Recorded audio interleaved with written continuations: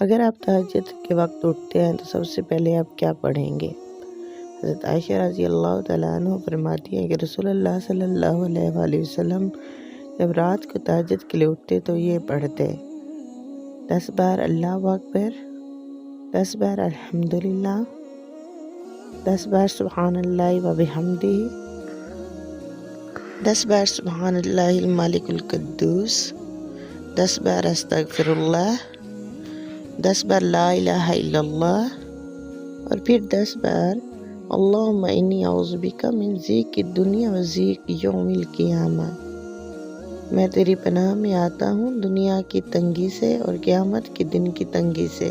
اللہم انی اعوذ بک من ضیق الدنیا و ضیق یوم القیامہ، یہ بھی 10 بار پڑھتے تھے۔